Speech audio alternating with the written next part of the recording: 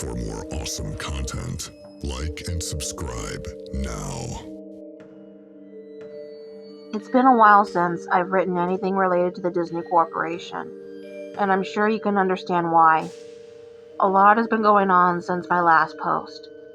I received a lot of questions and concerns from folks who read my first-hand account of Mowgli's Palace, a resort that was built and abandoned by Disney. I want to thank everyone who mirrored my post. It's been taken down from a few places, mostly corporate sites, that were easily leaned on by a larger power.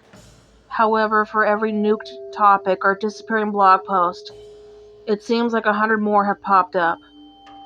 This is something they'll have to face. There's no turning back for them. None for me either. I'm definitely being followed. For the first month or two, I chalked it up to paranoia.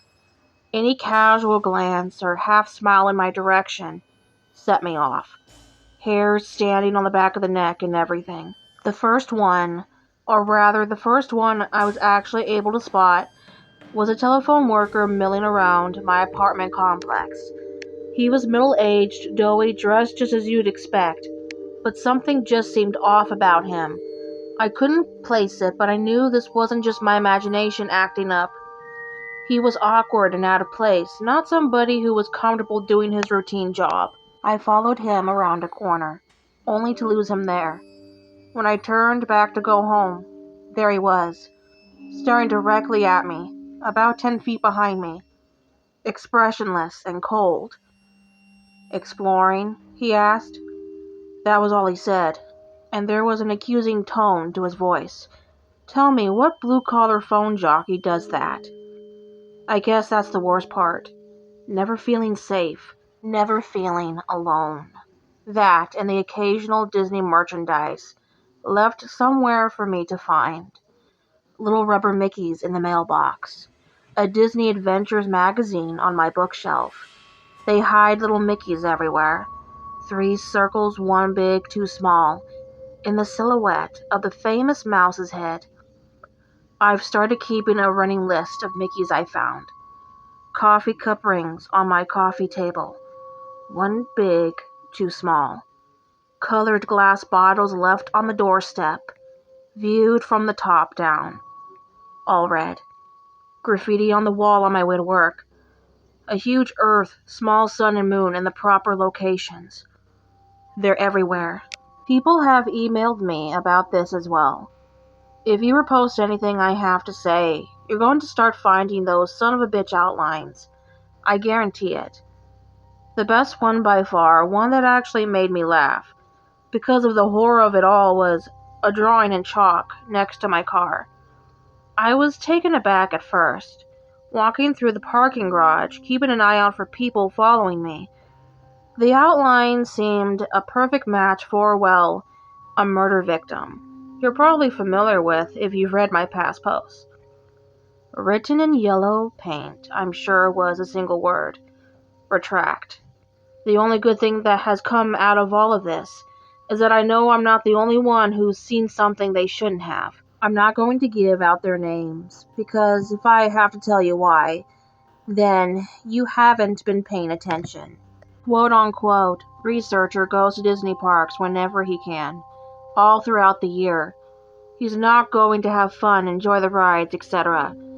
He's looking for gascots. There has been a long tradition, apparently, of people reporting strange patrons throughout the park. Silent, motionless, staring patrons of every age, shape, and size. Men and women, adults, children, and teens, all wearing Disney-themed gas masks. Way back when, Disney would get tons of complaints about oddly dressed folks following others around the park. Folks who would then merge into crowds and disappear. Later on, the gas masks caused folks to draw out other conclusions, and reports of possible terrorists and bombers started flowing. All of those reports most likely went straight into the trash can. I know I can't find any sign of any occasions reported on by the media, although you should be aware of the fact Disney can pretty much control its press like no other. Researcher goes to the parks, talks to a few people, and tries not to draw any attention to himself. He'll just ask 3 or 4 families if they've seen his friend, who's wearing a funny mask. He has yet to see a gascot for himself, though on one occasion a child pointed him toward Frontier Town. As he raced through the crowd, he heard a single voice ahead cry out, "Mommy, I want a Goofy air mask too." A fellow I'll call lifeguard worked in a Disney water park from 2001 through 2003. He stood at the top of a huge water slide and made sure none of the kids got too rowdy. He passed the kids through, one at a time, telling them over and over again to be safe, keep their arms in, and so on. One day, as he tells it, this fat kid goes down the tube and doesn't come out the other end. He sent 2 or 3 kids after. The whole thing moves at a steady clip, so naturally you'd expect that if Fatty got stuck, the kids that followed him were stuck too. Not so. Only the big kid disappears. Everyone else comes out the other end, cheering and splashing like nothing's wrong. Lifeguard shuts down the slide, much to the aggravation of the kids waiting. Before he could go through any of Disney's strict procedures, splash, Fatty finally comes out. Staff members pulled the kid out of the water. He sank like a stone when he hit, his skin already blue and his eyes wide. All he would say was, "No face, kids," and stop squeezing. The kid was okay, in case you're wondering. He got carted right off to the medical center. When Lifeguard was told to open the slide back up, he made a big stink about how it clearly wasn't safe. Despite his complaints, he was threatened with firing and begrudgingly opened the slide again. From that point on, he kept a closer eye on the kids. Every so often they'd come out in the wrong order, never stunned as the fat kid, but always with a vague look of concern. A dreamy half-stupor that seemed as if they were trying to figure out what was reality. They'd take on some water and choke a bit, and they'd never come back up to the right again. I read his emails with the same sort of unease you might be feeling right now. I wanted him to be able to share a story, but in the end he didn't want to expose himself that way. I can't blame him. Snow White, which wasn't the actual role she played, was a character in the park. She had a nice little tidbit for me. You know what happens when a costumed employee drops dead in a suit? Like 1 second he's taking a picture with little Jimmy, and the next he's had a fatal stroke? A second costumed mascot in the area has to sit with the corpse on a curb or bench and wait for a designated dry cleaner to arrive and cart the body away in a discreet manner. All the while, patrons have no idea they're sitting with a dead body for photo ops. Feel free to check your photo albums at this point. That was bad, but another fellow janitor went completely off the creepy charts. Disney World, and probably others, is built with a series of underground tunnels just below your feet. 3 stories worth. Anything and everything you can imagine is down there, for the use of the employees. They're called utilidors, utility corridors. Basically, that's the reason you don't see character at a place or janitors wandering throughout the park. They pop in and out of hidden doors and travel a concealed town you're walking on. A janitor told me something that might be common knowledge, but was nonetheless news to me. Walt Disney had several apartments built into his parks. There's one above Cinderella's castle, there's one in the Pirates of the Caribbean ride. They're all over the place. More than that, there are nightclubs, a movie theater, a bowling alley, and much more. All behind doors built right into the whimsical facades you passed by without a second look. Club 22 is one such hidden area. If you have the cash to join the exclusive club, you don't, then you'll have to access it and much more. Club 22 is a place where anything goes. Disney Co. calls these places dark zones. Spots where the squeaky clean facade of Mickey Mouse gives way to drinking, drugs, and yes, sex. Conversely, the rest of the park is the bright zone with a few gray zone utilidors between. As far as Janitor has said, it wasn't always that way. It was more of a slow decline and the gradual relaxation of social norms within that elite group. The reason he knows all of this, you may have already guessed. He's cleaned it. After a lengthy background check and a non-disclosure form, Janitor moved up from a park attendant to one of the dark zone cleaning crew. Now, before you get some satanic human sacrifice vision in your head, Janitor saw nothing of the sort. Lots of empty alcohol bottles, yes. Used condoms scattered like deflated New Year's balloons. Oh yeah, he's cleaned up his share of blood, piss, and vomit. But it was all down to the unrestricted behavior of patrons as opposed to any sort of cult behavior. At least that's how he sees it in retrospect. All that trash, that profane shit, went into a furnace and mingled with the smoke of a quaint cottage's chimney. If you've been to Disney World, you've breathed ultra-condensed sin. Backing up this information was quote-unquote Hammer. Hammer mailed me the old-fashioned way, though I don't know how he got my home address. He sent me photocopies of work papers proving his employment, with the instruction to burn them when I was convinced, which I did gladly. Hammer worked around the Disney World park doing demolition and construction. At one point, he approached a superior regarding some strange construction plans. There was wide rectangular area marked off on the blueprints, about the size of a supermarket.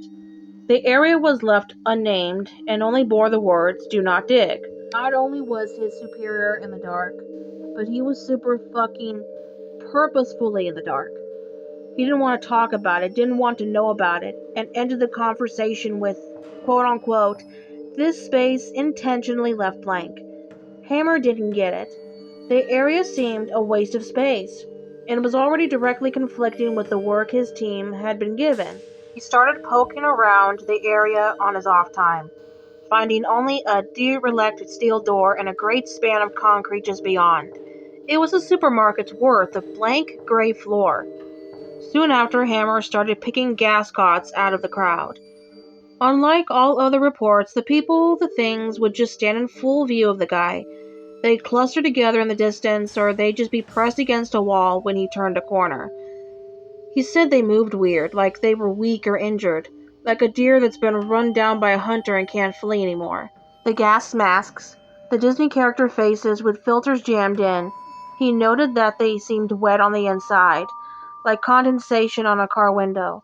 Tiny beads of water glimmered behind the glass, making it impossible for any of them to actually see. Probing further, Hammer started asking questions of anyone and everyone who had been working in the park for a decade or more. He hit dead ends throughout, until he was directed to Ida, an elderly woman who worked in a restaurant on Main Street. She'd been there since way back, and though nobody had the balls to ask directly, everyone knew she had plenty of terrible stories to tell. Hammer asked about the empty space, then about the gas-masked customers, and at first he thought he would receive the same non-answers he's gotten so far.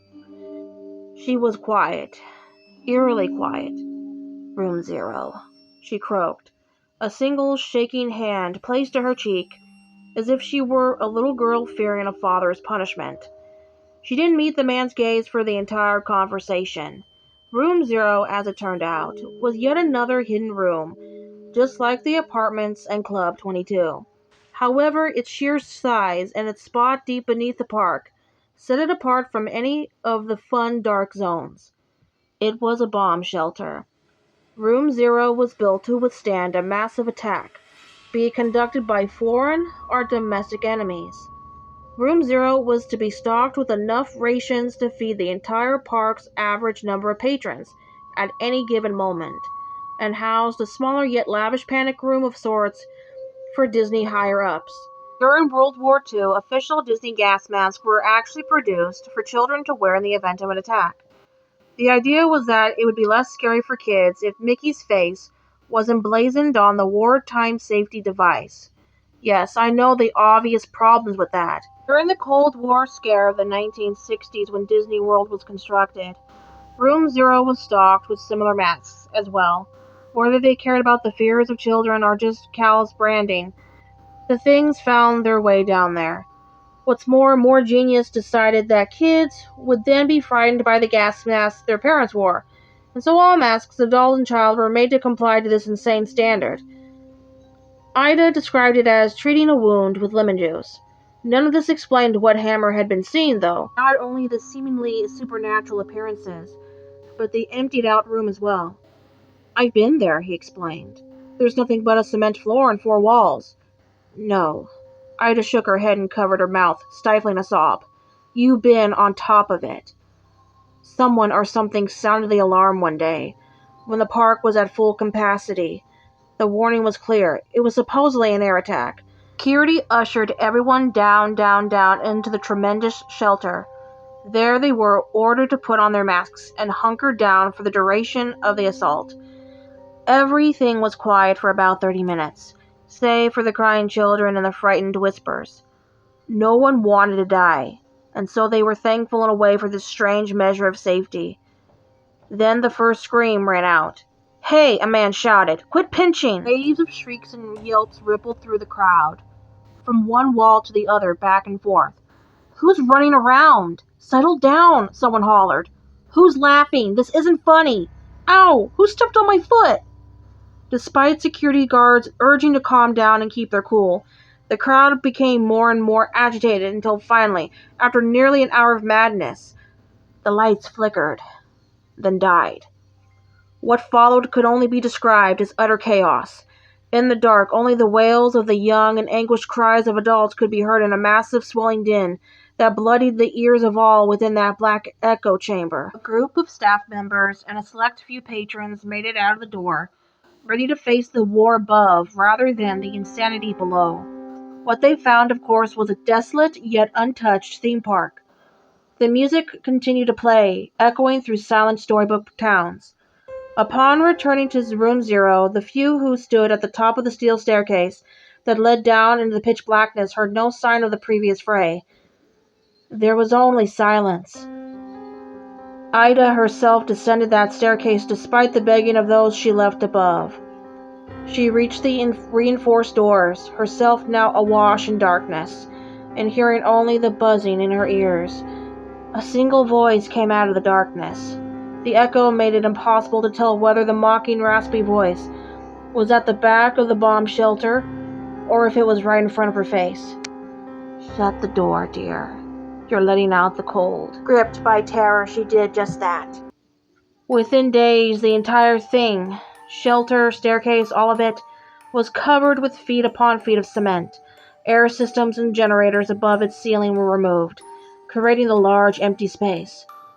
"They're still down there," Ida told Hammer. "Down there with whoever that was. You might notice I've used Ida's name. Unfortunately, she passed away soon after telling her story. Accidental fall, supposedly, after getting out of bed to turn on a light. Such a company devotee." The paper reported that her entire bedroom was covered with Mickey silhouettes.